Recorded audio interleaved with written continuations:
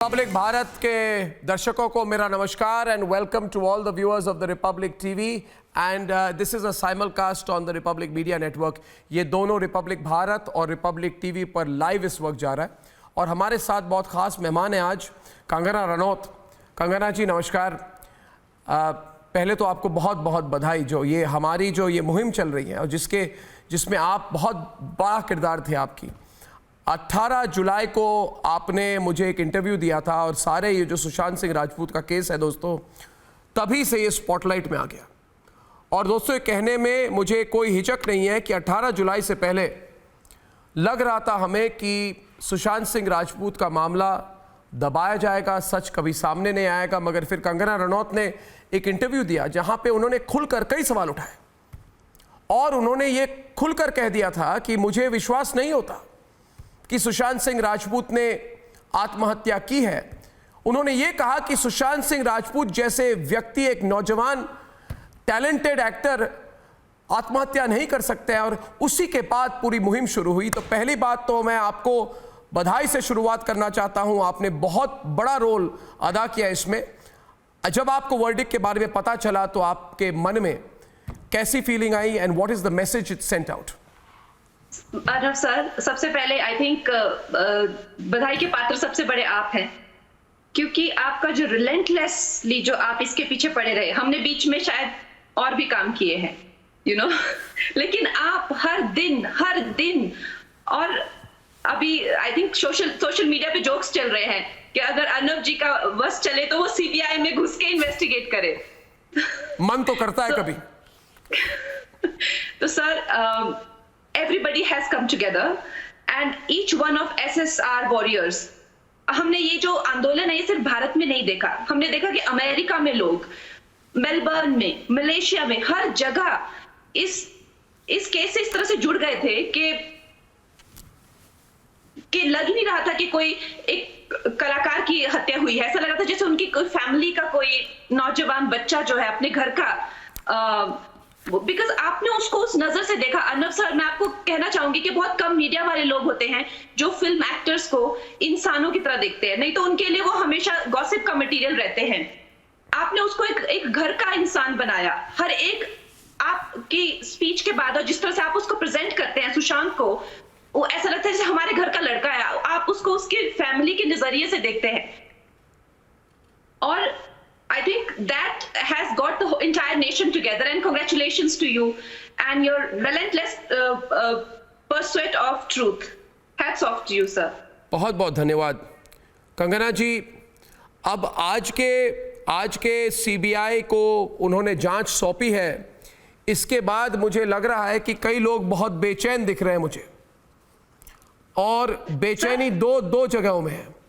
बेचैनी पॉलिटिशियंस में है और बेचैनी उसी बॉलीवुड माफिया की लॉबी में है जो अब आके कह रहे हैं। पिछले 4-5-6 दिनों में आपने नोटिस किया होगा कि जो लोग बिल्कुल चुप थे, कुछ कह नहीं रहे थे, अब वो भी कह रहे हैं CBI for SSR, CBI for SSR. 180 degree U turn करने की कोशिश कर रहे हैं।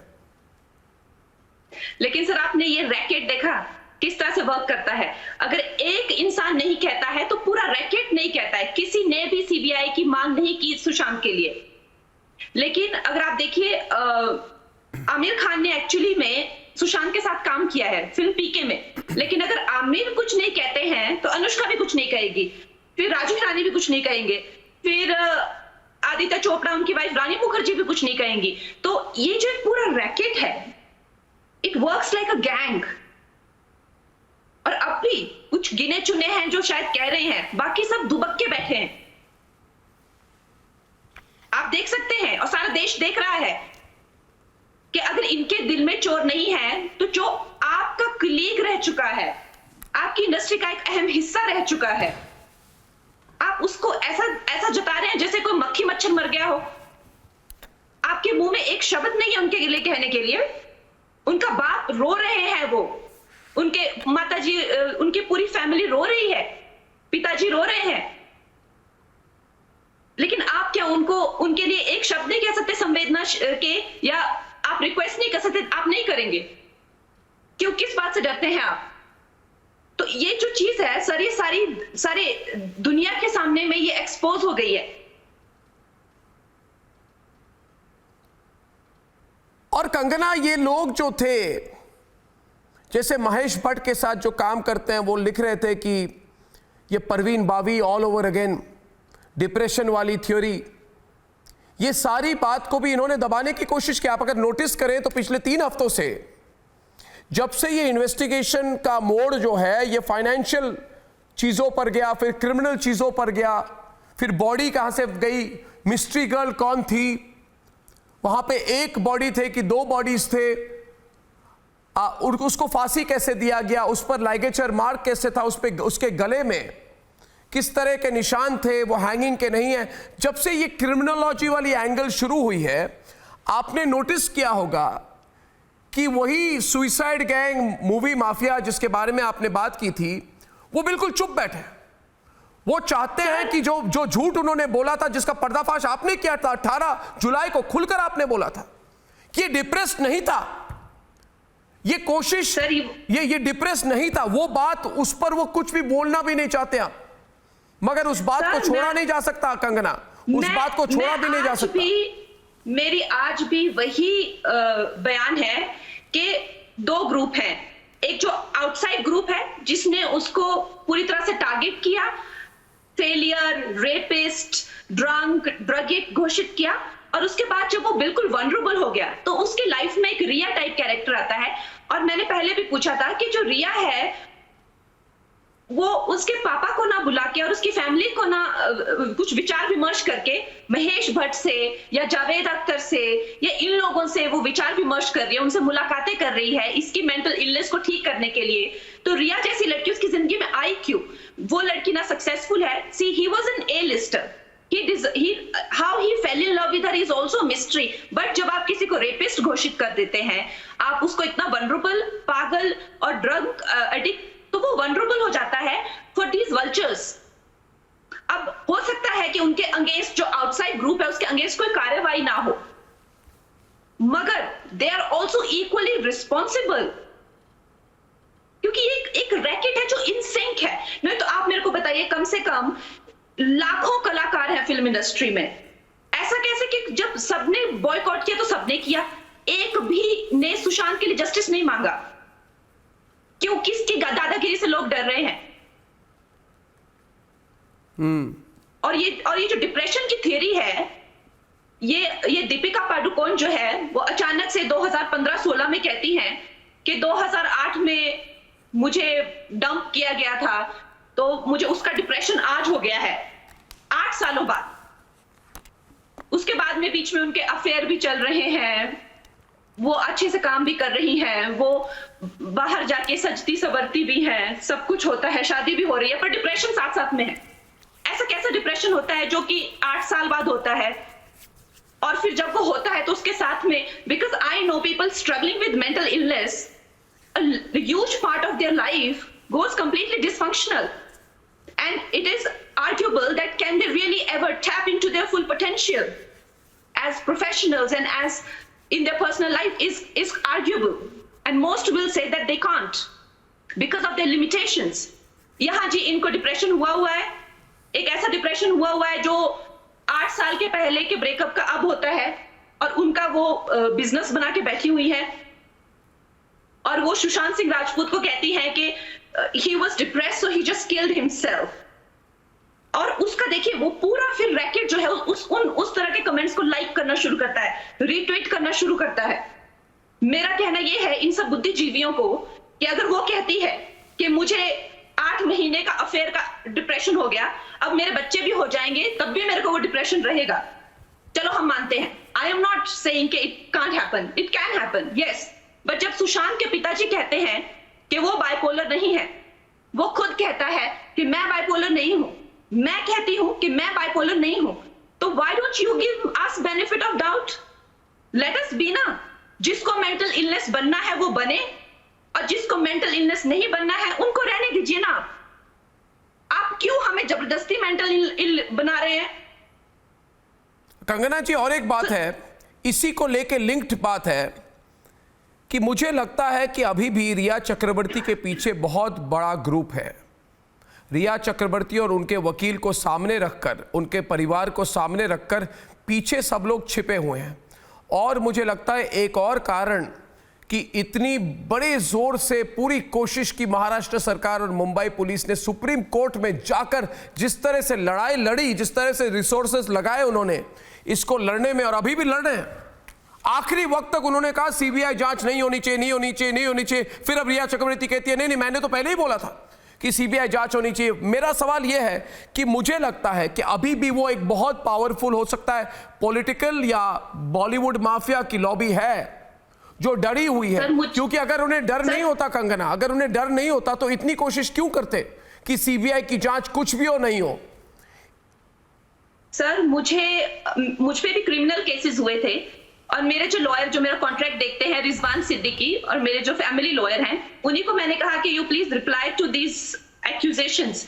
अगर मुझे जो रिया चक्रवर्ती ने लॉयर हायर किया है, अगर मुझे उनकी अपॉइंटमेंट चाहिए होना तो मुझे 1 हफ्ता लगेगा to find the link and connection and to get through to him. How come that starlet Riya is able to get him like that within a day?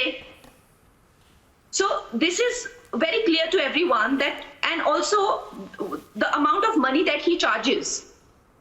Why are you, if you have not done anything, why are you hiring such a big criminal lawyer?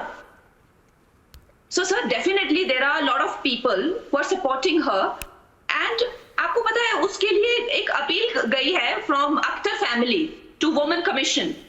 लेकिन जब मुझे खुद इन्होंने कहा था कि मैं एक विच हूँ और मैं काला जादू करती हूँ, और मेरे जो हैं वनरेबल फोटोज इन्होंने मीडिया में सर्कुलेट किए थे मॉर्फ करके, तब इन लोगों ने क्यों नहीं वुमेन कमीशन में भेजा? मैंने वुमेन कमीशन में आपको पता है कंप्लेंट की थी, and they told me that we are Rakesh Roshan friends so we can't take your complaint. ये सेम इंडस्ट्री जो आज रिया के लिए लड़ रही है, तो आप देख लीजिए कि ये किस तरह के लोगों का बचाव करते हैं, और इन लोगों की क्या प्रवृत्ति है। ये लोग ना कि सिर्फ अपने चरित्र के गिरे हुए हैं, ये एंटी नेशनल भी हैं, और ये कंप्लीटली इनका जो कॉन्डक्ट है, they are completely anti India, and I think high time that we expose them.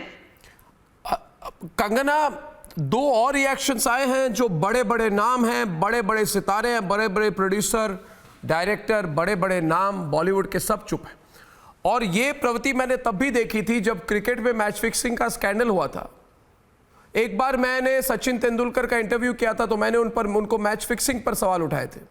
मैं कुछ कहा था नहीं था तो उन्होंने, अब तक सचिन ने कुछ नहीं कहा है मैच फिक्सिंग पर। तो मुझे थोड़ा दुख हुआ कि इतना बड़ा स्कैंडल आपके अगर क्रिकेट में हो रहा है और बड़े बड़े स्टार्स उस पर चुप रहे, तो मुझे उसको हिपोक्रिटिकल लगता है मुझे।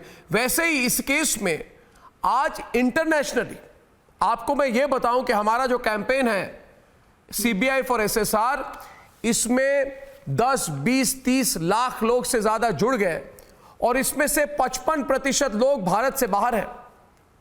तो ग्लोबल कैंपेन बन चुका है, मगर सबके मन में एक ही सवाल है। और कई मेलबर्न से मैंने बात की, मेलबर्न से कैंपेन वाले थे, लंदन से में थे, विस्कॉन्सिन अमेरिका से मेरे प्रोग्राम पे आए थे, उन्होंने सबने एक ही बात कही कि भारत के बड़े स्टार्स इस पर चुप क्यों हैं। किसी ने कुछ नहीं बोला, कुछ भी नहीं बोला। मैं नाम लेकर कहूंगा, कंगना, लोग पसंद नहीं करते हैं मुझे कि मैं नाम लेता हूं, मगर अमिताभ बच्चन जी ने कुछ नहीं बोला। मैं उनके एक्टिंग का बहुत बड़ा फैन हूं और रहूंगा, मगर ना उन्होंने बोला, ना आमिर, शाहरुख, सलमान, अक्षय, अजय, किसी ने नहीं बोला। क्यों? आप देखिए अमिताभ बच्चन जो महानायक है हमारी फिल्म इंडस्ट्री के, वो राम मंदिर के बारे में के भूमि पूजन पे वो किसी को बधाई नहीं दे सकते। ये माफिया का डर है। क्यों अमिताभ बच्चन क्यों नहीं दे सकते? See, I don't want to judge him and I am nobody to say what he thinks. मगर मुझे लगता है कि एक जिस तरह के संस्कार उनके हैं और जिस तरह के वो ट्वीट करते हैं और जिस तरह से वो हिंदुइज्म को बढ़ावा देते हैं, मुझे तो नहीं लगता कि उनको खुशी नहीं हुई होगी उस दिन। मगर कोई तो डर होगा अपना या अपने बच्चों का बॉयकॉट होने का या गैंग अप होने का, लोगों का उनके अगेंस्ट। अदरवाइज वो क्यों नहीं करेंगे? वो सुशांत के लिए इंसाफ नहीं मांग सकते। अब आप सोचिए क्यों? जब अमिताभ जी इतने डरे हुए हैं तो बाकी लोग क्या करेंगे?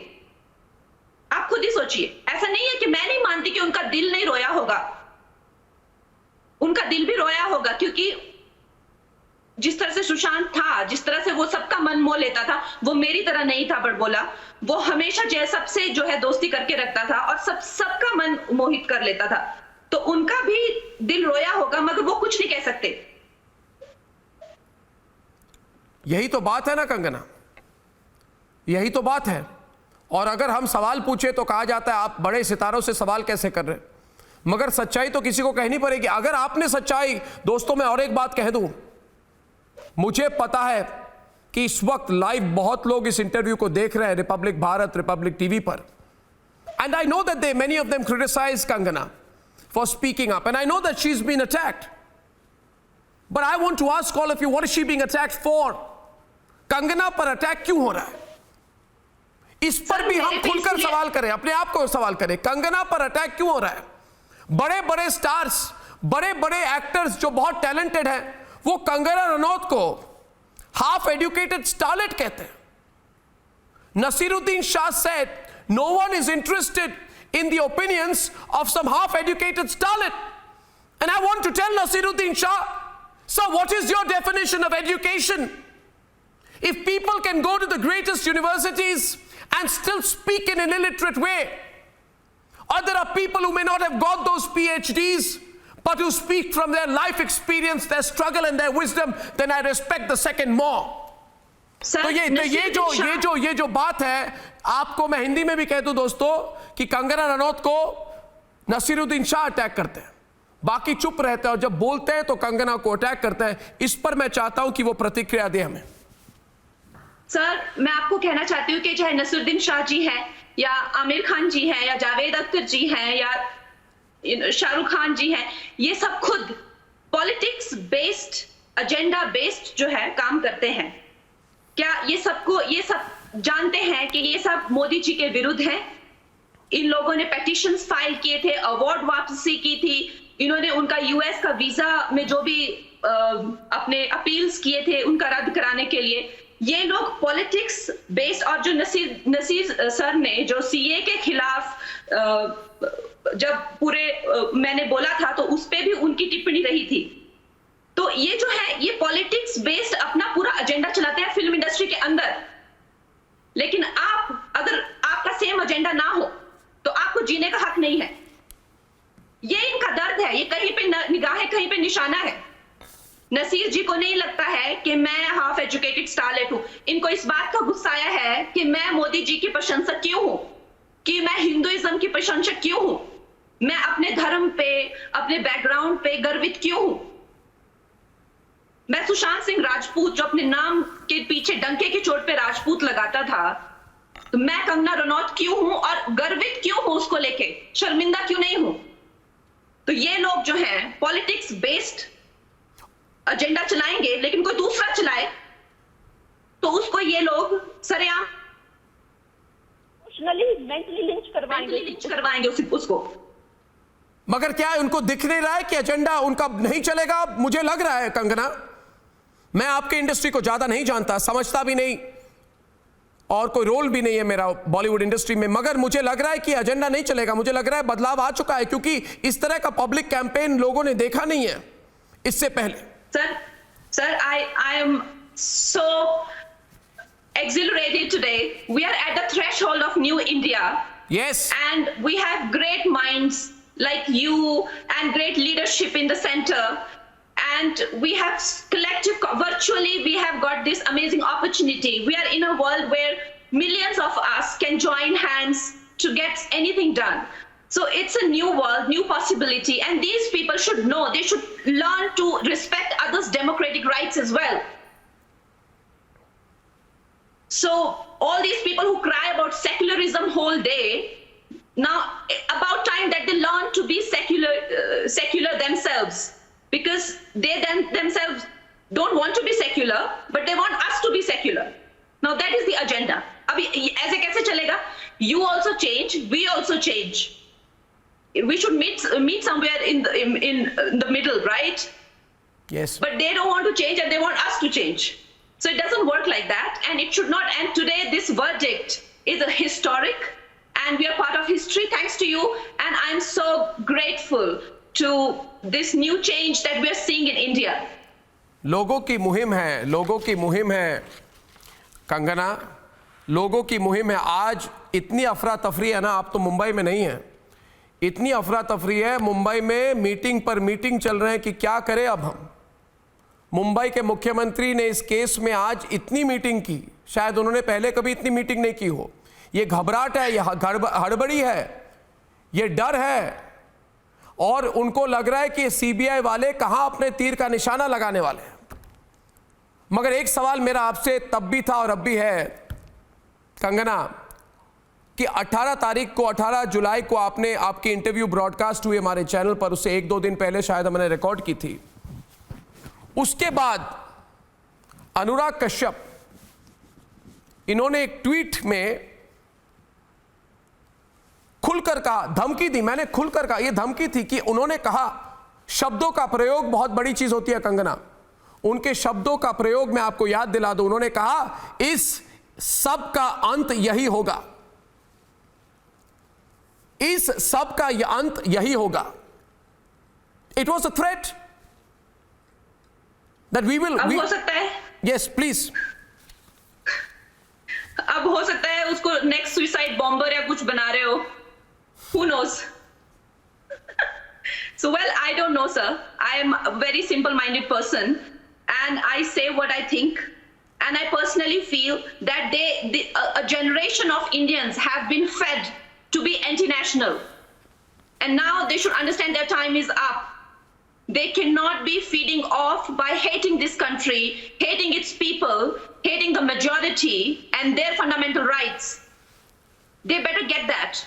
And nobody's going to reward them with Padma Shri and with different kind of subsidies and other rewards for speaking against Bharat Mata and people here, because they've been rewarded for years on end for that. Right now, a film has been made by Karan Johar. I'm giving you a recent example. For the first time in the history of nationalistic films, there's a film about nationalism which is condemning patriotism. A Fauji saying that I don't like my country, but I just want to fly the aircraft. Look at the wiring. The wiring is such, it's so deep-rooted, that a film about the army war with Pakistan, I'm talking about Gunjan Saxena, the villain is Indian. And the Fauji says, I don't like my country. I am not a patriotic person. I just want to fly a plane. What kind of a Fauji? Why are we normalizing anti-India talks? Even a normal Indian should not be allowed or maybe appreciated to talk like that. I don't like my country. What is this? I will also add, आप Gunjan Saxena movie के बारे में बोल रहे हैं। फौजी परिवार से मैं भी हूँ, हमारे परिवार के बहुत लोग फौज में हैं और थे, मगर जिस तरह से इंडियन एयरफोर्स की छवि को ख़राब करने की कोशिश की गई है उस मूवी में, मुझे तो लगता है नेटफ्लिक्स हो कोई हो, ये नेटफ्लिक्स, ये विदेशी जो OTT कंपनीज हैं, उन पर भी कोई तो जिम्मेदारी होनी चाहिए उनकी। और ये फिल्म जो करण जौहर ने बनाई है, ये कभी सुधरेंगे नहीं। मैं कहता हूं कि आपने फौज पर मूवी बनाई है और उसमें ही आपने दिखाया है कि फौज के लोग एंटी वुमेन हैं। सर, ये हार्ड वायर्ड है। जैसे you know, it is so easy and spontaneous to make a film about an army person about patriotism. It is very difficult to remove patriotism out of their lives. They have managed to do that. Imagine how hardwired they are. But they should realize, even these Anurag Kashyap and gang, they are feeding off maligning India and Indians all across the globe. They're getting appreciated for that. You know, even you're in journalism, you get to write in Washington Post and all that. For what? You have no special qualification unless you abuse India and its prime minister and the culture here and try and give a different perspective to... क्या इस पड़ाव के बाद आपको लगता है भारत की जो सिनेमा इंडस्ट्री है, हकीकत बदलेगी वहां पे? आपको क्या लगता है कि क्या थोड़ा बदलाव आ रहा है? क्योंकि मुझे लग रहा है आ रहा है, इसको सस्टेन करना होगा। आपको क्या लगता है? क्योंकि भारत के सारे लोग राष्ट्रवादी हैं कंगना, और भारत की Agreed. फिल्म इंडस्ट्री भारत में भारतीयों के लिए मूवी बनाकर राष्ट्रवाद के खिलाफ कैसे खड़ी हो सकती है? सर खड़ी है। आप एक पीके फिल्म बनाते हैं जिसमें आप हिंदुइज्म के बारे में इतना गलत दिखाते हैं और it becomes a big hit. आप एक फिल्म बनाते हैं संजू जिसमें आप वुमेन एम्पावरमेंट की धज्जियां उड़ाते हैं, it becomes a big hit. आप एक फिल्म बनाते हैं रानी पद्मावती पे जिसको आप सेक्सुअलाइज करते हैं, it becomes a big hit because the way it is done, it is injected into you very softly, you don't know। तभी तो अक्सर ये लोग जो आपकी कन्वर्जन करते हैं ना, all they claim to be atheist, सबसे पहले तो ये आपको दिखाएंगे कि वो एथिस्ट है। सर ये बहुत बड़ा रैकेट है। This is a very big racket. Film industry is a very big racket. और ये इतने भोले नहीं है कि जब ये आपकी रानी पद्मावती को सेक्सुअलाइज करेंगे तो बताएंगे आपको, ये बताएंगे नहीं आपको, यही बताएंगे कि ओ उसकी हम लोग महानता के लिए फिल्म बना रहे हैं। So sir this is psychologically they treat us and but now I think people are beginning to be awakening to this kind of corruptions। मगर एक बात और आपसे पूछना चाहूंगा, आपने कहा लोग डरते हैं, किस चीज से डरते हैं कंगना? किस चीज से डरते हैं? बड़े बड़े स्टार्स, बड़े बड़े लोग जिनके पास सब कुछ है, किस चीज से डरते हैं? सर देखिए सबसे पहले तो they are the industry the way it is run by mafia. ये माफिया कौन जैसे है? कि आपने ये माफिया आप कह रहे हैं, माफिया मतलब कौन है? Sir, all these people who come from filmy families, they have deep friendships and they have many levels of mafia. Like it's a very complex layered structure where say like a Mahesh Bhatt, what I understand from his personality is he's not somebody who's a man after money or some kind of recognition. No, he wears chappal and he wears a shirt. He has a Sufi kind of a attitude to him, which is very genuine. But his entire pursuit is to make jihadi films. He's completely into that. So he's completely into psychologically treating the masses. And then there is racket number 2. Like Karan Johar's and these people who, like I said, even if they make Razi's writer has gone officially, he's fighting against them and saying that they changed the film to suit Pakistan's narrative. So they make anti-national films. And then there is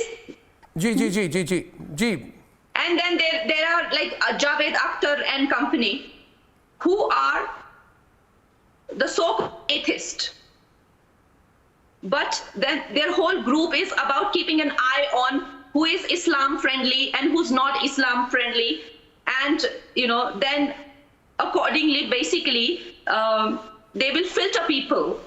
Kangana, आप इतनी खुलकर बोलती हैं, क्या आपको नहीं लगता कि आप जैसे आप प्रोड्यूसर भी, आपने एक बहुत अच्छी फिल्म की प्रोडक्शन आपने की है मणिकर्णिका, आपके आगे की करियर भी है।